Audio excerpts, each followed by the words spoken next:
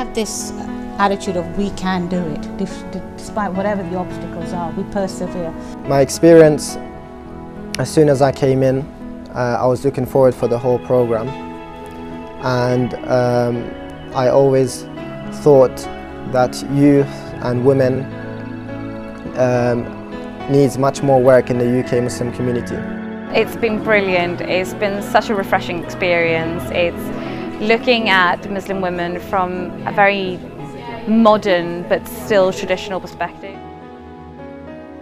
I myself am a working Muslim mother, wife and all the rest of it, sister, and it was enjoyable to be able to share and listen to other people's experiences across the various fields, whether they were directors or students in a university. I've really enjoyed it. It's fabulous to meet so many inspiring women with such different stories and to see how well in many areas Muslim women are doing.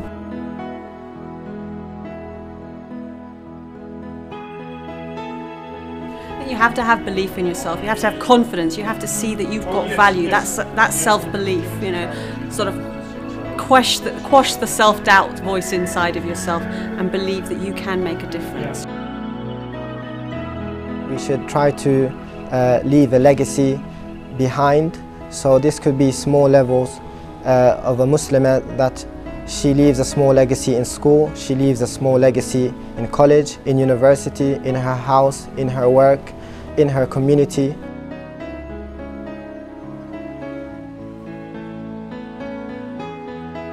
I do think it's really important to have people in strong positions and in strong professions to attend events like this, because I think it's important to raise awareness, particularly amongst young women, especially from the background I'm from, where young women don't have the confidence or self-esteem to do well. It's important for me to be able to reach out to those and say, well, actually you can do well as a Muslim and as a woman, and hopefully that will help future generations to nurture young women to hopefully become successful also. Muslim women must be heard and must be seen in public life, in public role, changing society, influencing our communities, building tomorrow's future. That's what Muslim women should be doing. We wish that the Muslim communities can stand on par and equal footing with the other communities. We want to take our rightful place as equals in an egalitarian society with everyone.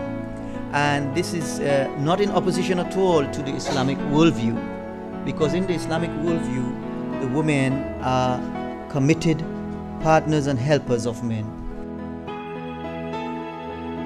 I am happy that there is an organization that identified the needs of Muslim women and are trying to strive and work hard to help their needs. I would say that Muslimah is ticking the right boxes, and this work is indispensable to members of our community, because its primary aim is to empower the community to move forward. You're doing a lot of very, very good work, and it's good to see the amount of training you're doing for women and in empowering women to get out of their comfort zones and do things for themselves and for their communities. Are doing such a fantastic job in engaging Muslim women, making sure that they are, seeing that they have a place in society, that there's a role for them. We're still mothers, we're still wives, we're still, engaging within all of the family activities, not giving up in that, but still at the same time making a role in society and contributing to society. And Muslimah is so effective in training up women and in seeing that they have an extended role to play. But whatever skills you have, whatever you learn, whatever you are able to do, especially to protect your faith, do it. Do it with your pen, do it with your voice. I think it's first of all knowing that you're not alone. You're not alone, not just with the concerns you're having as a woman and why you would even consider it. You're not alone in being afraid of taking that first step. And I think I think today has been a testament to that I think most of the women really were expressing feelings of confidence issues, how do we take that step forward without disengaging men, you know, whilst keeping men involved and so on. So yeah, I think it's knowing that you're not alone, and then also not feeling that you're choosing women over your, say, husband or father or brother and what they feel. It's about seeing it as a partnership, but trying to engage those as well when you're moving forwards, and seeing it as a family work rather than just that you're working from you as an individual.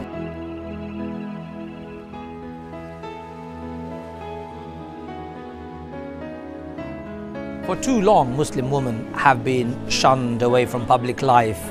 In some quarters, assume that they have no voice. Some have enforced a silence on them.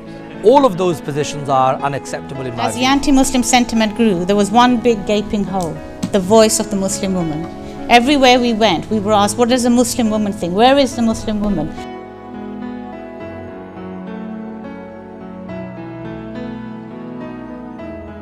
Good to see women trying to empower themselves, but at the same time it's also quite sad to know that there are many, many more women out there who could be benefiting from this. We moan so much. We're always moaning about the state of society, the state of young people, the state of our streets, the state of our politicians. It's nice to see an organisation that gets out there and gets people to do things. You have books, you read a book on Islam and you go to the back and you see a subsection, it'll say women. And we're on page 22, 45 and 108. The rest of the book's about men and we're an index. We've got to stop being an index. I'm really impressed with IFAT and the Muslimite group's approach to how they want to educate Muslim women, and it's sort of going into both encouraging local authoritative engagement and grassroots engagement, but not wasting anyone's time. Going back to the focus that was mentioned, that you know, if you don't have a strategy, if you don't have a good project plan, we're not really interested in working with you. And I think that's a fair enough point to make. Basically, Muslimah isn't into good PR, they're into good work. For me, my mantra has been, you have not lived a perfect day unless you've done something for someone who can never repay you. And I think all of us can do that. And for me, that is the essence of my religion, is about giving and sharing and making a difference.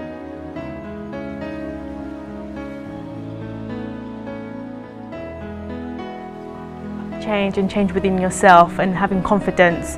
If you have the confidence, you can succeed. And I think the talks from today really highlighted that, particularly the talks about the women warriors that our heritage is made out of. We've forgotten about these things and we need to try and bring them out and try and reinforce the importance of self-belief. And with self-belief you can achieve anything. I would say to my sisters, you need to come and take a look at this. You need to find out what Muslimah is about, and you need to enroll yourself on a course, because without this, you'd be missing out on a lot.